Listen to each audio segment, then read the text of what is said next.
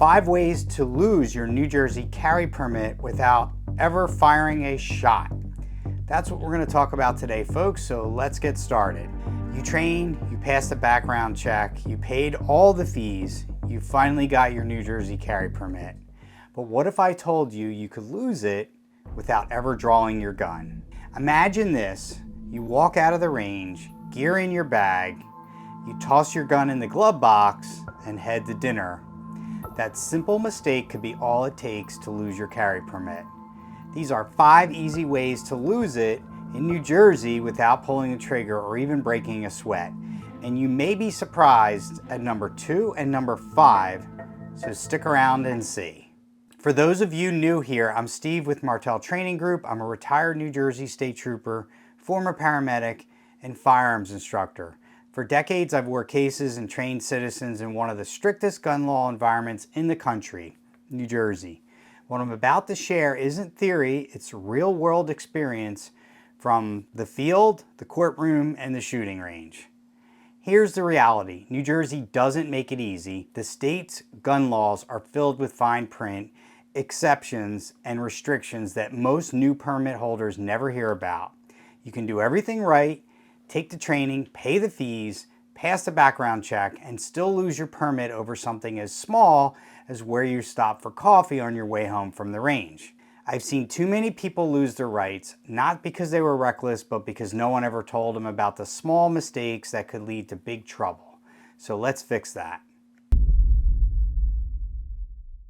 Number 1, negligent storage. Even at home or in your car, your glove box or center console is not a holster, and your nightstand drawer isn't secure storage. In New Jersey, leaving firearms unsecured, especially if they're accessible by kids or unauthorized users, can get your permit pulled and land you with criminal charges. I've seen cases where a stolen gun from an unlocked car led not just to suspension, but to criminal charges. And believe me, prosecutors in New Jersey love to make an example out of those cases. Here's my rule: if the gun isn't on me, it's in a safe, lockbox in the car, quick access safe at home, cable lock if nothing else is available. Responsible gun owners should always have at least 2 storage options ready to go. Think in terms of your gun is always somewhere. It needs to be secured when not on your person or under your immediate control. And keep in mind that the last thing you want is for someone to get a hold of your gun and use it to hurt themselves or somebody else. Now, how you store and access your firearms, especially at home, depends on your personal situation, your experience, and other factors. But when your kids or unauthorized people are around, they cannot have access under any circumstances. That's your responsibility. And if you don't properly store your firearms and they happen to get stolen, you can get into trouble, which leads us to number 2. Not reporting a lost or stolen firearm. If your gun is lost or stolen, New Jersey law requires you to report it immediately, ideally within 36 hours. According to NJSP 5819, report of lost, theft of firearm within 36 hours explains the violations and the penalties. Failing to do so doesn't just look negligent. If that gun shows up at a crime scene and you never reported it stolen, guess who's getting the knock on the door? You. Saying "I thought it would turn up" works for the TV remote, not so much for your pistol. One of the things you can do is program your local police department's non-emergency number into your phone. That way, if it does ever happen, I hope it doesn't, you won't have to waste time looking it up. Number 3, carrying in a sensitive place. This one is a permit killer. Schools, government buildings, restaurants with liquor licenses, all off limits. There are so many restrictions in New Jersey right now on where you can carry, and there's currently pending court litigation regarding many challenges to these restrictions. But even a quick stop at your kid's school or grabbing breakfast at a diner that serves alcohol, your permit could be gone. And it's not just those. Think about the post office. One step inside carrying a gun, it's a federal offense. Even some local parks are restricted depending on town ordinance. Kids' sports fields, that soccer field where your kids play, no carry zone. That's why I tell students to build a mental map of their own town. Know the danger zones before you step foot in them. In New Jersey, it's the only way to stay legal. I'll put a link in the description for the New Jersey State Police website that shows the sensitive places where carrying is restricted. They just recently updated their website. Number 4, failure to notify police during a traffic stop. This one's a big deal. In New Jersey, if you have an issued carry permit, concealed carry permit, and you're stopped or detained by law enforcement and you're carrying, you need to disclose immediately.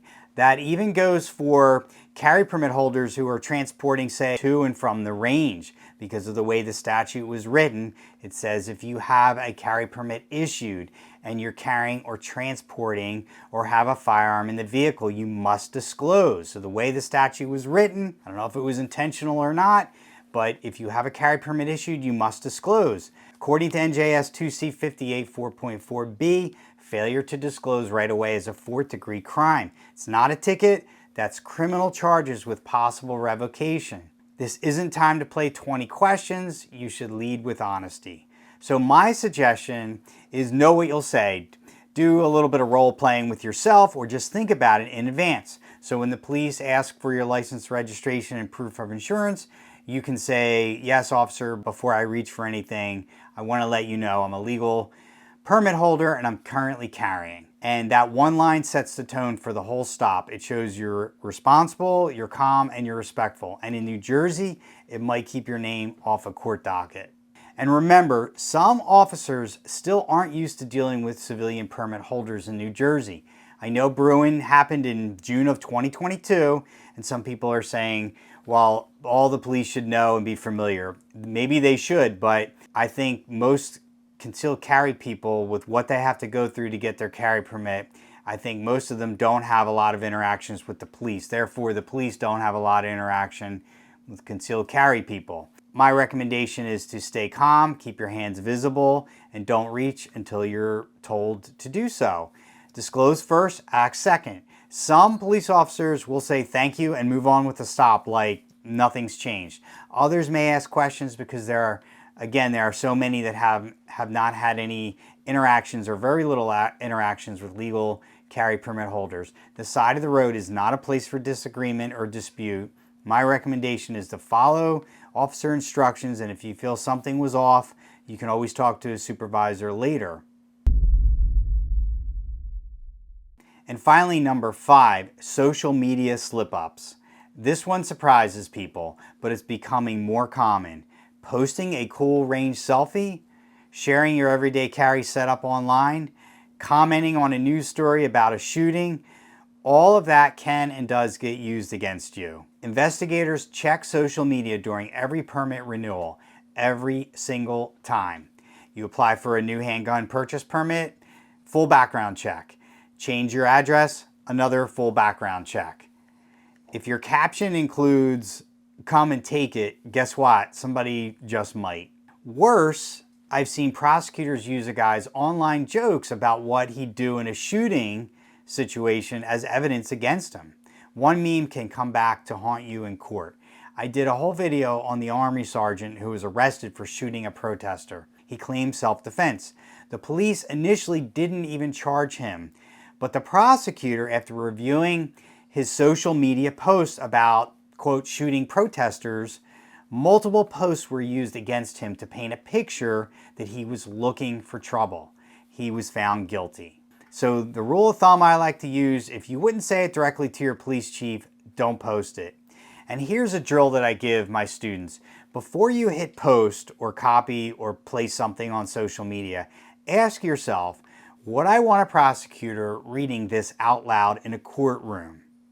A caption like range day with family, staying sharp, staying safe, paints one picture. A caption like locked and loaded, ready for trouble, paints a very different one. Same photo, 2 different outcomes if it ever gets pulled into evidence. Just something to think about, folks. Here's the thing, none of these are intentional crimes, but the result is the same. Your carry permit, gone.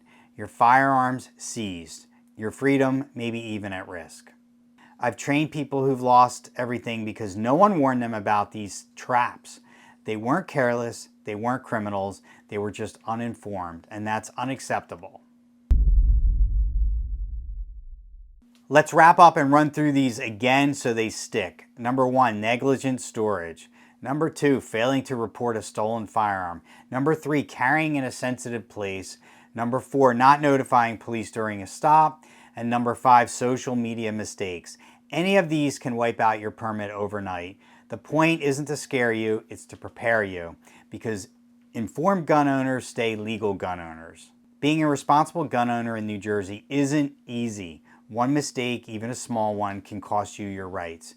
Feel free to click on the link on the screen for your free personal safety and situational awareness guide. It's actually 16 guides in one.